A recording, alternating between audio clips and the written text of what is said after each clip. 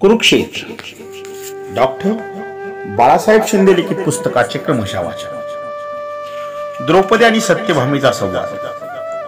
ज्यावेळी पांडव आणि ब्राह्मण लोक जवळ बसून धर्मा चर्चा करीत होते त्यावेळी द्रौपदी आणि सत्यभामा एका बाजूला जाऊन बसल्या होत्या। अत्यंत प्रसन्नतेने हास्य विनोद करीत होत्या, एकमेकीचे कुशाग्र विचारत होत्या। त्यानंतर सत्यभामेने द्रौपदीला विचारले, कोणत्या व्यवहाराने वागण्याचे तू मजबूत अंगयष्टीच्या वीर पांडवांवर अधिकार करतेस? कशा प्रकारे तुझे पती तुझ्या वश राहून तुझे प्रिय करतात आणि तुझ्यावर कधी रागवत नाहीत? काय कारण आहे की पांडव तुझ्या अधीन राहतात आणि सगळेच्या सगळे तुझ्या तोंडाकडे बघतात? याचे रहस्य मला सांग हे कृष्णे।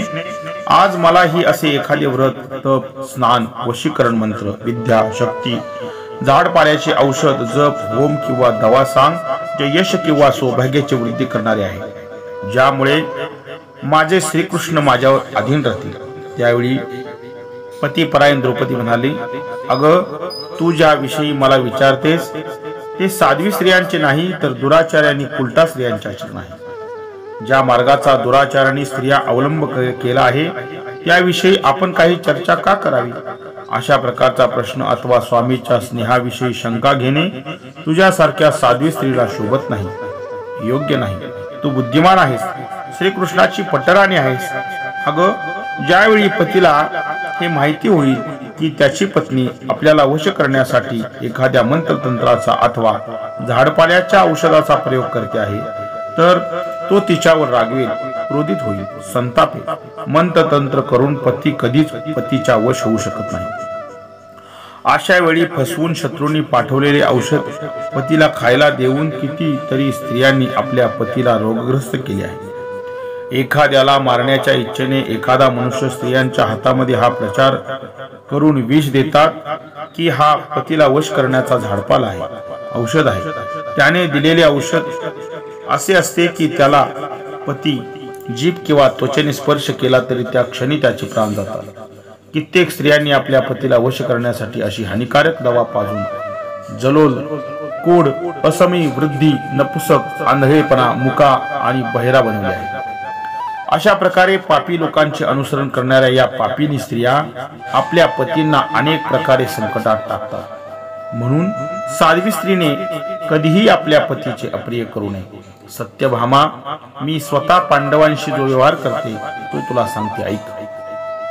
मी अहंकार किंवा काम क्रोध सोडून संपूर्ण सावध राहून पांडवांची आणि त्यांच्या अन्याय स्त्रियांची सेवा करते। माझ्या इच्छा आकांक्षा दाबून ठेवते, पुन्हा पुढे विशेष प्रकट करीत नाही।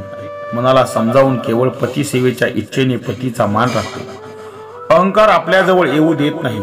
कधी आपल्या तोंडून वाईट गोष्टी निघू नये यासाठी सतत सावध राहते। असभ्य स्त्रियांसारखी कुठेही अशी उभी राहत नाही।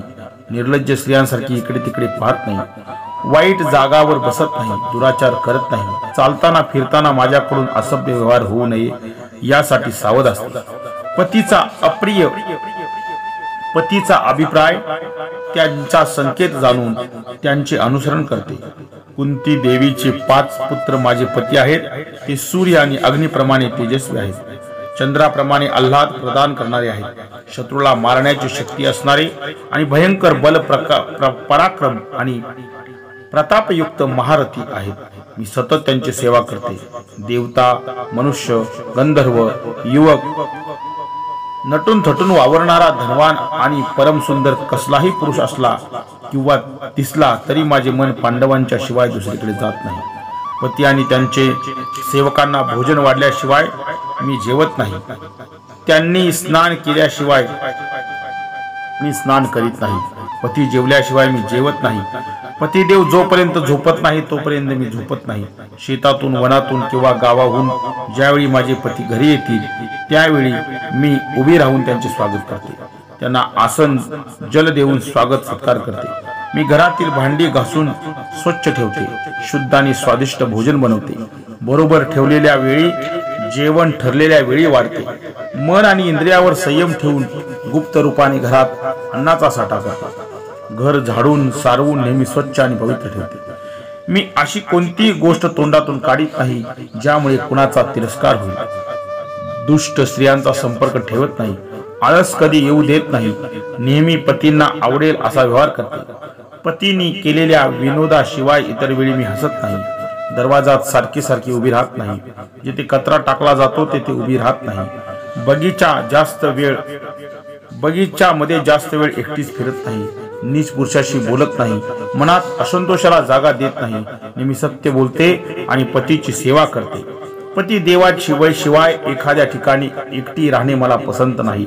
माझे स्वामी कामामुळे बाहेरगावी गेले तर त्या दिवशी फुलांचा शृंगार करीत नाही. सुगंधित तेल किंवा उठणे लावत नाही. माझे पतिदेव जी वस्तू खात नाहीत, पीत नाहीत, सेवन करीत नाहीत, मी त्यांचे सेवन करीत नाही. शास्त्रामध्ये स्त्रियांसाठी ज्या कर्तव्याचा उपदेश केला आहे त्या सर्वांचे मी नियमपूर्वक पालन करते.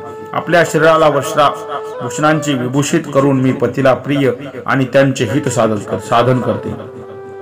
माझ्या सासूबाई पूर्वी परिवारातील लोकांशी कसा व्यवहार करावा यासाठी मला सांगितले होते.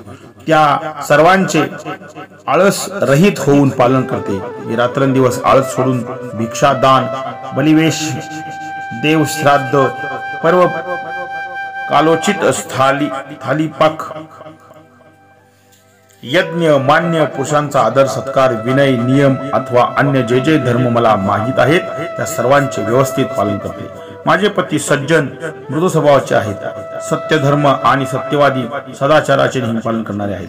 परंतु क्रोधाने युक्त विषारी सापाला जशी माणसे घाबरतात त्याप्रमाणे मी माझ्या पतीला घाबरते आणि त्यांची सेवा करते. माझे असे मत आहे की पतीच्या आश्रयाखाली राहणे हा स्त्रियांचा धर्म आहे. पती हेच तिचे दैवत आहे आणि पती हीच तिची गती आहे, सर्वस्व आहे. अशा पतिदेवांचे कोणती स्त्री अप्रिय करील? मी त्यांच्या इच्छेविरुद्ध आभूषित घालीत नाही. आपल्या सासूची कधी निंदा करीत नाही. मी पूर्वी कुंतीला देवी भोजनाला वस्त्र, पाणी वगैरे देऊन त्यांची सेवा करत होते. मी आपल्यापेक्षा सासूला कधीच महत्त्व देत नाही. मी आपल्यापेक्षा सासूला अधिक महत्त्व देते. अगोदर महाराज युधिष्ठिरांच्या महालात 8,000 ब्राह्मण सोन्याच्या थाळीमध्ये भोजन करत होते. याशिवाय दुसरे 10,000 संन्यासी येत राहत होते. त्यांच्यासाठी उत्तम प्रकारचे भोजन बनवले जात होते. सोन्यांच्या थाळीतून पोचवले जात होते. मी त्यांचे भोजन, वस्त्र, जल द्वारा पूजन करीत होते. युधिष्ठिर महाराजांच्या अनेक दासी होत्या. त्या सर्वांची नावे, रूपे, सवयी अथवा भोजन वगैरे मला माहिती होती. कुणी काय काम केले, काय केले नाही हे सर्व मला माहीत होते. ज्यावेळी महाराज इंद्रप्रस्थात राहून पृथ्वीचे पालन करत होते त्यावेळी प्रत्येक प्रवासामध्ये त्यांच्याबरोबर 1,00,000 घोडे आणि अनेक हत्ती असत. मी त्यांची गणना करीत होती. अंतपुरातील नोकरांची, गवळणी आणि मेंढपाळासह समस्त सेवकांच्या कामाची देखभाल मीच करीत होते. कुणी काय काम केले अथवा कोणते काम अपूर्ण राहिले या सर्वांची माहिती घेत होती. महाराज किंवा अन्य पांडव यांची प्राप्ती, खर्च आणि बचत होत होती त्याचा हिशोब मीच ठेवत होती. पांडव कुटुंबाला सर्व भार माझ्यावर सोपवून उपासना करीत होते. मी सर्व प्रकारचे सुख सोडून रात्रंदिवस काम करण्याचा प्रयत्न करत होते. रात्र असो की दिवस मी नेहमी तहान, भूक, कष्ट सहन करून निरंतर पांडवांच्या आराधनेमध्ये राहत होते. माझ्यासाठी दिवस आणि रात्र समान होते. सत्यभामा, खरी सांगू, पतिभक्ती आणि पतिसेवा हाच माझा वशीकरण मंत्र आहे. पतीला वश करण्याचा तोच महत्वाचा उपाय आहे. दुराचारणी स्त्रिया ज्या उपायाचा अवलंब करतात तो मी करीत नाही. मला तसे करावे असे वाटत नाही. सत्यभामा म्हणाली, द्रौपदी, मी तुला शरण आली आहे. मी जो तुला अनुचित प्रश्न विचारला त्याबद्दल मला क्षमा कर. अगं, पण मैत्रिणीमध्ये अशा प्रकारचे हास्यविनोद होतातच. द्रौपदी म्हणाली, मी स्वामींचे मन आकर्षित करण्यासाठी तुला असा एक मार्ग सांगते ज्यामध्ये भ्रम आणि छळ कपट नाही. मी सांगते त्याप्रमाणे वागशील तर स्वामींचे चित्त आपल्या सवतीपासून हरवून तुझ्याकडे जरूर खेचून घेशील. स्त्रियांच्यासाठी देवता सहित तिन्ही लोकांमध्ये पतीसारखा देवता नाही. पतीच्या प्रसादाने स्त्रियांच्या सर्व कामना पूर्ण होतात. पण जर पतीच क्रोधित झाला तर तो स्त्रीच्या सर्व आशा नष्ट करतो. सेवा करून प्रसन्न केलेल्या पतीकडून स्त्रियांना उत्तम संतान, वेगवेगळी सुखे, शय्या, आसन, सुंदर वस्त्र, माला, सुगंधित पदार्थ, स्वर्गलोक तसेच महान यशाची प्राप्ती होते. सत्यभामा, या जगात कधी सुखापासून सुख मिळत नाही. पतिव्रता स्त्री दुःख सहन करून सुख प्राप्त करते. तू स्नेह, प्रेम, सुंदर वेशभूषा, सुंदर आसन, समर्पण, मनोहर पुष्पमाला, उदारता, सुगंधित द्रव्य आणि व्यवहार कुशलतेने श्रीकृष्णाची निरंतर आराधना करीत राहा. याच्याशी अशी वाग ज्यामुळे ते समाजातील की सत्यभामेला मीच अधिक प्रिय आहे. मग ते तुला हृदयाशी कवटाळतील. ज्यावेळी महालाच्या दरवाजामध्ये आलेल्या पतीचा स्वर कानावर पडेल त्यावेळी तू उठून घराच्या अंगणात ये आणि वाट पाहत उभी राहा. ज्यावेळी ते आत येतील त्यावेळी लगेच आसन आणि पाद्यद्वारा यांचे पूजन कर. ज्यावेळी श्रीकृष्ण एखाद्या कामासाठी दासीला पाठवतील त्यावेळी स्वतः उठून सर्व कामे केली पाहिजेत. ज्यामुळे श्रीकृष्णांना तुझ्या सेवाभावाचा अनुभव येईल की सत्यभामा मनापासून माझी सेवा करते आहे. आणि हे बघ, तुझे पती तुझ्याजवळ जे काही बोलतील ते लपवण्यासारखे नसले तरी ते गुप्त ठेव. नाहीतर तुझ्या तोंडून जी गोष्ट ऐकून जर तुझ्या सवतीने श्रीकृष्णाच्या पुढे सांगितली तर त्यांच्या मनात तुझ्याविषयी विरक्ती होईल. पती देवांचे जे प्रिय प्रेमी हितचिंतक सहृदय असतील तर त्यांचा आदर सत्कार कर. त्यांना खायला प्यायला दे आणि त्यांचे शत्रू उपेक्षणीय अपहितकारक असतील किंवा छळ कपट करणारे असतील तर त्यांच्यापासून दूर राहा. दुसऱ्या पुरुषाच्या पुढे घमेंड किंवा चुका टाळून मौन राहा. आपले मनोभाव कुणाला कळू नयेत म्हणून प्रद्युम्न किंवा सांब जरी तुझे पुत्र असले तरी एकांतामध्ये त्यांच्याजवळ बसू नको. अत्यंत उच्च कुळातील खानदानी आणि पापाचरणीपासून लांब राहणाऱ्या स्त्रियांबरोबर मैत्रीभाव स्थापित करायला हवा. जी अत्यंत क्रोधी, नशेमध्ये चूर राहणारी, अगदी खाणारी, चोरीची सवय असणारी, दुष्ट चंचल स्वभावाच्या स्त्रियापासून दूर राहायला हवे. तू बहुमूल्य हार आणि आभूषण धारण करून पवित्र सुगंधित वस्तूंनी सुगंधित होऊन श्रीकृष्णाची आराधना कर. त्यामुळे तुझे यश सौभाग्याची वृद्धी होईल, तुझे मनोरथ पूर्ण होईल आणि शत्रूचा नाश होईल. भगवान श्रीकृष्ण काही काळ मार्कंडेय मुनी, ब्रह्मर्षी आणि पांडवांचे जवळ राहिले, चर्चा केली आणि द्वारकेला जाण्यास तयार झाले. सर्वांचा निरोप घेतला.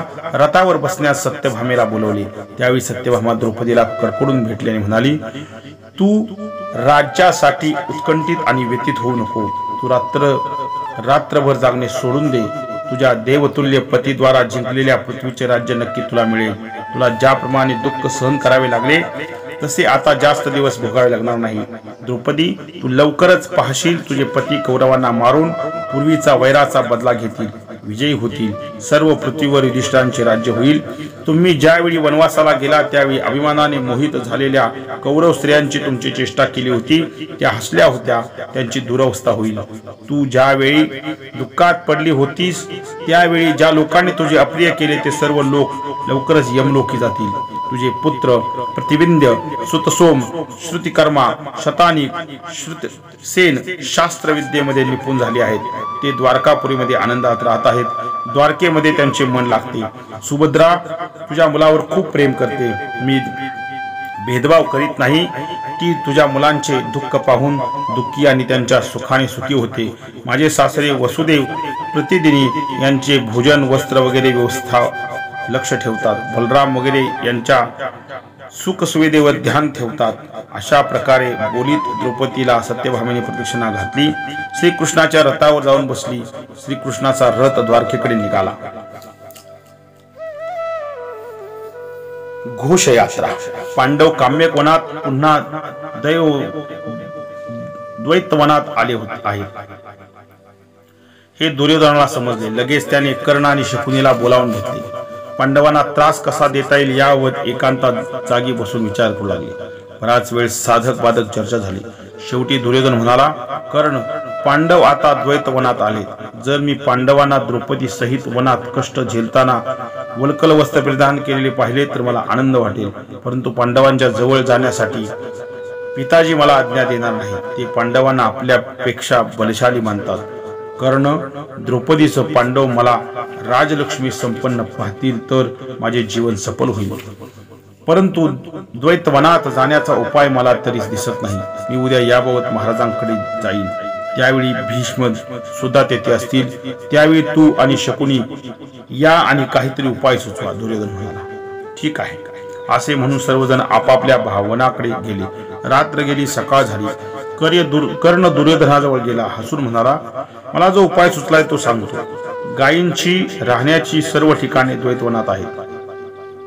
तेथील लोक तुम्ही तेथे येण्याची वाट पाहतात. म्हणून घोषयात्रा त्या ठिकाणी पाहणे बहाणा करून आपण तेथे जाऊन शकू. आपल्या गायींना पाहण्यासाठी यात्रा करणे योग्य आहे असा बहाणा केला तर महाराज तुम्हाला परवानगी देतील. दोघांची अशी चर्चा चालली तेव्हा शकुनी म्हणाला, महाराज धृतराष्ट्र जाण्यासाठी आज्ञा तर देतील, पण तेथे जाऊन आपण काय काय करायचे आहे हे सांगितले. त्यानंतर सर्वजण आपली योजना सफल झाली असे समजून हसू लागले. आनंदाने एकमेकाच्या हातावर टाळ्या देऊन तिथेही परवानगीसाठी धृतराष्ट्राजवळ गेले.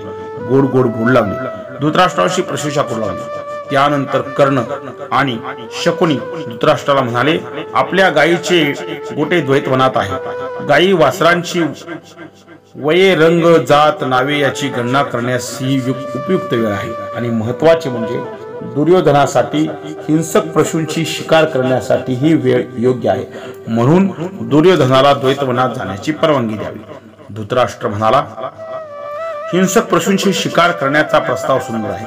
गायींची देखभाल करायचे कामही चांगले आहे. परंतु मी हे ऐकले आहे की पांडव आता द्वैतवनात थांबले आहेत. म्हणून मी तुम्हा लोकांना तेथे जाण्यास परवानगी देऊ शकत नाही. कर्ण पांडवांना तुम्ही कपटाने हरवले आहे. घनदाट अरण्यात राहून त्यांना कष्ट भोगावे लागले आहे. हे निरंतर तपस्या करून शक्ती संपन्न झाले आहेत. आपण असे समजू या की युधिष्ठिर क्रोध करणार नाही, परंतु भीम तर नेहमी क्रोधाने तिरस्काराने आपल्याकडे बघतो. आणि द्रौपदी तर साक्षात अग्नीची मूर्ती आहे. तुम्ही अहंकार आणि मोह या चूर झाला आहात. त्यामुळे तुम्ही अपराध नक्की कराल. त्यावेळी पांडव तुम्हाला भस्म करतील, कारण त्यांच्यामध्ये तपशक्ती आहे. तुम्ही संख्येने जास्त आहात म्हणून आक्रमण केले तर ती तुमची मूर्खता ठरेल. मला वाटते पांडवावर तुम्हाला विजय प्राप्त करणे अवघड आहे. अर्जुन इंद्रलोकात राहून दिव्यास्त्रे प्राप्त करून आला आहे. ज्यावेळी त्याच्याकडे दिव्यास्त्रे नव्हती तरी त्याने सर्व पृथ्वी जिंकली होती. आता तर दिव्यास्त्रांचा तो विद्वान आहे. तुम्ही गायींची गणना करण्यासाठी जाण्याची गरज नाही. दुसरे लोक गणना करण्यास जातील. शकुनी म्हणाला, युधिष्ठिर महाधर्मात्मा आहे. अन्य पांडव धर्माप्रमाणे वागणारे आहे. त्यामुळे ते युधिष्ठिराचे अनुसरण करतील. युधिष्ठिर आपल्यावर क्रोध करणार नाही. आमची इच्छा फक्त गायी वासरांची गणना करणे आणि हिंसक पशूंची शिकार करणे एवढीच आहे. पांडवांना भेटण्याची आमची इच्छा नाही. आम्ही पांडवाकडे जाणारही नाही. शकुनीच्या या बोलण्यावर विश्वास ठेवून धृतराष्ट्राने इच्छा नसतानाही मंत्र्यांसह दुर्योधनाला तिकडे जाण्याची परवानगी दिली. दुःशासन, शकुनी, अन्ययान भाऊ हजारो सुंदर वस्त्राभूषण युक्त स्त्रियांसह दुर्योधनाकडे द्वैतवनाकडे निघाले. दुर्योधन 60,000 रथ, 30,000 हत्ती, कित्येक हजार पायदळ, 9,000 घोडे घेऊन निघाला. बोजा वाहण्यासाठी शेकडो छकडे, दुकाने, वेशभूषेची सामग्री, वैनिक, बंदीजन, शिकारप्रिय हजारो माणसे बरोबर घेतली होती. दुर्योधनाने द्वैतवनातील सर्वांकडे प्रस्थान केले. मुक्काम करीत करीत दुर्योधनाने गोशाळाच्या जवळ जाऊन आपली छावणी उभी केली. अनेक लोकांनीही राहण्यास योग्य तंबू उभारले. दुर्योधनाजवळ कर्ण, शकुनी, दुःशासनाचे तंबू उभारले. राहण्याची व्यवस्था झाल्यानंतर दुर्योधनाने गायीचे, वासरांचे निरीक्षण केले, मोजदाद केले. हे सर्व काम पूर्ण झाल्यानंतर पूरवासी आणि सैनिक वनामध्ये आपल्या आवडीप्रमाणे क्रीडा करू लागले. नृत्यानी, वादन कलेमध्ये प्रवीण गाणारे गोप दागिने आणि कपडे त्यांनी सजवून दुर्योधनाकडे आले. दुर्योधनाने त्यांना धन आणि विविध प्रकारच्या खाण्यापिण्याच्या वस्तू दिल्या. त्यानंतर दुर्योधनाने आपल्या सेवकांना सरोवराजवळ क्रीडा मंडप तयार करण्यास आज्ञा केली. सेवक सरोवराच्या तटाजवळ गेले. तेथे पाय ठेवतात न ठेवतात तोपर्यंत गंधर्वांनी त्यांना अडवले. गंधर्वराज चित्रसेन अगोदरच आपल्या सेवकांसह कुबेर भवनातून अप्सरा आणि देवकुमारांच्या बरोबर विविध ठिकाणी भ्रमण करीत आला होता. त्यांनी अगोदरचा क्रीडा विहारासाठी सरोवर घेरले होते. सरोवराला गंधर्वांनी घेरलेले पाहून राजसेवक दुर्योधनाकडे आले. सेवकांनी घडलेला प्रकार सांगितला. दुर्योधनाने आदेश दिला की गंधर्वांना मारून पळवून लावा. दुर्योधनाचा आदेश ऐकून सेनानायक सरोवराजवळ आला. जाऊन गंधर्वांना म्हणाला, गंधर्वांनो, धृतराष्ट्रपुत्र दुर्योधन येथे विहार करण्यासाठी येत आहेत, तुम्ही त्यांच्यासाठी हे स्थान सोडून दूर निघून जा. गंधर्व हसून म्हणाले, तुझा राजा दुर्योधन मूर्ख आहे, त्याला शुद्ध नाही, कारण तो देवलोकवासी गंधर्वांना तुच्छ समजून जाण्याविषयी आदेश देतो आहे. एक तर तुम्ही येथून निघून जा किंवा यमलोकी जाण्यास तयार राहा. गंधर्वांच्या अशा म्हणण्यानंतर सेनानायक आणि सर्व सैनिक दुर्योधनाकडे पळावून गेले. दुर्योधनाला सर्व समाचार सांगितले. दुर्योधन क्रोधित होऊन म्हणाला, अरे गंधर्वच काय, इंद्र जरी येथे आला तरी त्याला दंड द्या. असे म्हणून कौरव आणि त्यांचे सर्व सैनिक युद्धासाठी तयार झाले. द्वैतवनातील सरोवराकडे गेले. गंधर्वांनी त्यांना मधुर बोलून कौरवांना थांबवण्याचा प्रयत्न केला, तरी सुद्धा कौरवांनी त्यांची अवहेलना केली. कौरव थांबवत नाहीत हे पाहून गंधर्वांनी चित्रसेनाला हा समाचार सांगितला. चित्रसेने सुद्धा या दृष्टाचा सामना केला, असा आदेश दिला.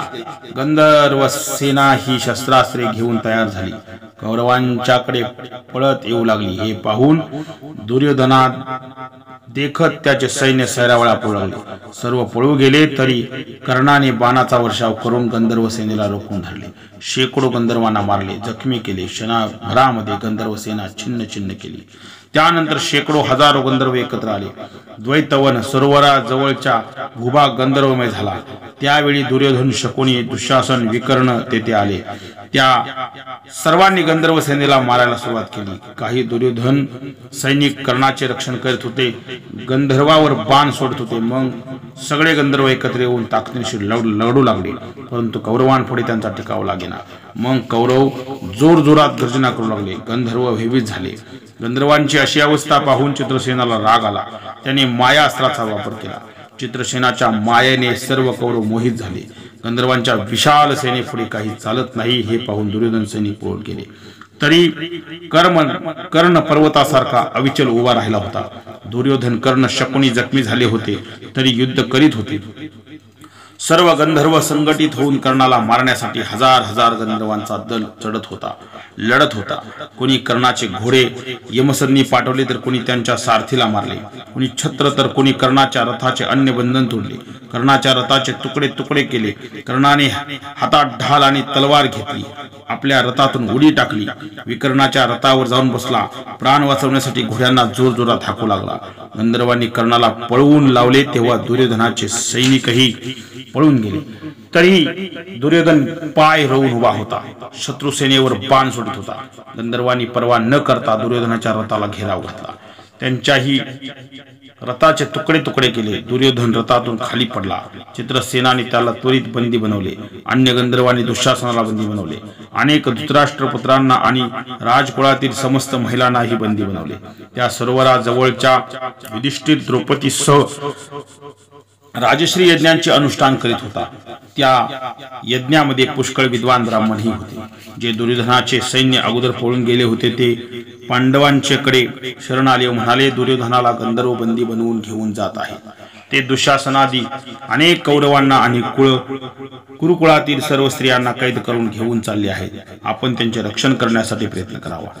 दुर्योधनाचे मंत्री सैनिक अत्यंत दुःखी होऊन विनवणी करत होते. दुर्योधनाची दीन मंत्री दुःखी होऊन अशा प्रकारे मदतीची भीक मागत आहेत हे पाहून भीम म्हणाला, आम्ही स्वतः हत्ती घोडे घेऊन जे काम करायला हवे होते ते काम गंधर्वांनी परस्पर केले.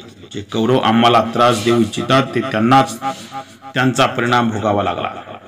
कपटपूर्व दूत खेळणाऱ्या दुर्योधनाचे षडयंत्र होते ते सफल झाले नाही. आम्ही ऐकले आहे की जे असमर्थ पुरुषाचा द्वेष करतात त्यांना दुसरे लोक अपमानित करतात. गंधर्वांनी अलौकिक पराक्रमाने आम्ही जे ऐकले ते प्रत्यक्ष करून दाखवले. आनंदाची गोष्ट आहे की या दुनियेमध्ये आमचेही प्रिय करणारे हितचिंतक कोणीतरी आहेत. आमचे ओझे त्यांनी कमी केले आणि घर बसल्या आम्हाला सुख दिले. आम्ही ऊन, वारा, थंडी, पाऊस याचे कष्ट भोगतो आहे. वनवासात आम्ही दुर्बल झालो आहोत. तरी सुद्धा दुर्बुद्धी वाला दुर्योधन आमची दुर्दशा बघून आम्हाला हिणवतो आहे. भीमाचे बोलणे ऐकून ईश्वर म्हणाला, बंधू, ही वेळ कटू बोलण्याची नाही. ही माणसे आपल्याकडे शरण मागायला आली आहेत. यावेळी कौरव संकटात आहेत. अशा वेळी तू असे बोलतोस. भीम भावाभावामध्ये भांडण तंटा असतोच. कधी कधी त्यांच्यात खूप मोठे वैर ही असते. तरी त्यामुळे त्यांच्यातील आपलेपणा नष्ट होत नाही. पाण्यात काठी मारली तरी पाणी कधी वेगळे होत नाही. ज्यावेळी बाहेरचा मनुष्य आपल्या घरावर कुळावर आक्रमण करतो त्यावेळी श्रेष्ठ बंधू श्रेष्ठ पुरुष बाहेरच्या माणसांना आपल्या माणसाविषयी असलेला तिरस्कार सहन करू शकत नाही. दुसऱ्याकडून पराभव होत असताना त्याचा सामना करण्यासाठी आपण 105 भाऊ एकत्र आहोत आणि आपल्यात विरोध झाल्यानंतर आपण 5 भाऊ वेगळे आहोत आणि ते 100 वेगळे आहेत. या गंधर्वांना माहिती आहे की पांडव बरेच दिवसापासून इथे राहत आहेत, तरी सुद्धा अशा प्रकारे आपला तिरस्कार करून चित्रसेन गंधर्वांनी हे चांगले केले नाही. एका बाहेरच्या माणसाने दुर्योधनाला आणि कुरुकुळाच्या स्त्रियांना बंदी बनवून आपल्या कुळाचा तिरस्कार केला आहे. तो आपणास मृत्यू समान आहे. शरणागताचे शरण करणे आणि कुरुकुळाची लाज राखण्यासाठी तुम्ही सर्वजण उठा आणि युद्धाला तयार व्हा. उशीर करू नका. कौरवांना सोडवा. हे समोर कौरवांचे रथ आहेत, त्यावर त्यांचे सारथी आहेत, त्यामध्ये शस्त्रास्त्रे आहेत. रथावर आरूढ होऊन दुर्योधनाला सोडवा. भीम, अरे साधारण क्षत्रिय जरी आपला असला तरी तो शरण आलेल्यांचे यथाशक्ती मदत शरण करून रक्षण करतो. मग तुझ्यासारख्या वीर पुरुषाकडे हे शरणागत होऊन आलेले आहेत. युधिष्ठिराचे बोलणे ऐकून कौरवांच्या वैराचे स्मरण करून भीम अधिकच क्रोधित झाला. म्हणाला, आपणास आठवते का, या दुर्योधनाने लाक्षागृहात आपणास जाळण्याचा प्रयत्न केला होता. यानेच माझ्या जीवनात कालकुट्ट विष घातले होते. मला वेलींनी बांधून गंगेत टाकले होते. कपटाने जुगार खेळला होता. याच्या सांगण्यावरून दुःशासनाने द्रौपदीचे केस धरले होते. सभेत फरफटत आणले होते. तिला नग्न करण्याच्या उद्देशाने वस्त्रहरण केले होते. अप्रिय वचन बोलला होता. खरं तर आपणच या कौरवांना पकडून सजा द्यायला हवी होती, परंतु कोणी दुसऱ्याने आपले हे प्रिय काम केले. महाराज, आपण उदास होऊ नये. गंधर्वाने आपल्यावर उपकार केले आहेत. त्यावेळी पंडित दुर्योधन जोर जोरात विलाप करू लागला. हे बंधू युधिष्ठिर, मला गंधर्व पकडून घेऊन जात आहेत. मला माझे रक्षण कर. युधिष्ठिर, मी तुझा भाऊ आहे. हे मला आणि अन्य बंधूंनाही बांधून घेऊन जात आहेत. तरी लवकरात लवकर यांचा पाठलाग कर आणि आमचे प्राण वाचव. हे भीम आणि अर्जुन, माझे रक्षण करा. हे बंधू नकुल, सहदेव, शस्त्रास्त्र घेऊन या आणि आमचे रक्षण करा. आपल्या कुरुवंशासाठी हे फार मोठे अपयश आहे. तुम्ही या गंधर्वांना मारून पळवून लावा. दुर्योधनाचा विलाप ऐकून युधिष्ठिर द्रवित झाला. तो पुन्हा भीमाला म्हणाला, या दुनियेत कोणता असा श्रेष्ठ पुरुष आहे जो शरणागत मला वाचवा मला वाचवा म्हणताना ऐकतो आणि त्याच्या रक्षणासाठी जात नाही. बंधूंनो, तुमच्यासाठी ही आनंदाची गोष्ट आहे की दुर्योधन संकटात सापडला आहे आणि तुमच्या बाहुबलाच्या भरवशावर जीवनाचे रक्षण करण्याची त्यांची इच्छा आहे. भीम, जर माझा हा यज्ञ चालू नसता तर मी स्वतः दुर्योधनाला सोडवायला गेलो असतो. हे बघ, घरामध्ये भावाभावात एकी असेल तर बाहेरचा माणूस त्याच्याकडे वाकड्या नजरेने पाहणारा नाही, पण घरातील भाऊ भांडत बसले, त्यांना एकमेकाविषयी प्रेम नसेल तर बाहेरच्या माणसांना मग आयतेच रान मोकळे मिळते. मग एक एक करून सर्वांना संपवतात. म्हणून घरातील माणसाकडे प्रेम हवे, एकता हवी. तू जाऊन गंधर्वांना समजावून सांगून दुर्योधनाला सोडवून आण. जर समजून सांगून हे गंधर्व ऐकले नाहीत तर कोमलतापूर्ण पराक्रमाचे दुर्योधनाला सोडवण्यासाठी प्रयत्न कर. आणि मृदुयुद्धाने गंधर्वांचे ऐकले नाही तर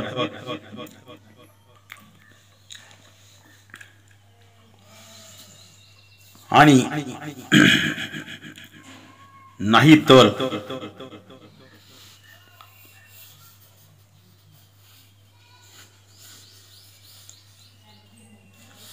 तर सर्व प्रकारचे उपाय करा आणि दुर्योधनास सर्वांना सोडवा.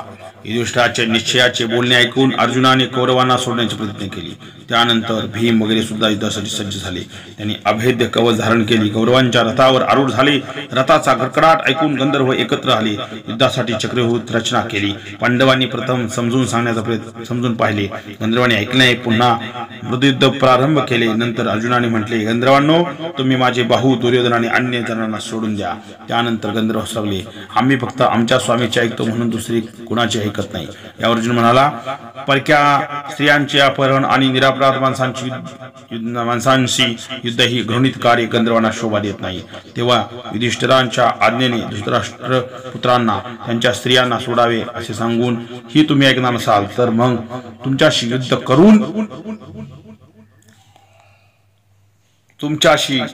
करून त्यांना सोडवेन असे सांगून अर्जुनाने गंधर्वांच्या दलावर बाण सोडण्यास प्रारंभ केला. गंधर्व तयार होतेच घनघोर युद्ध चालू झाले.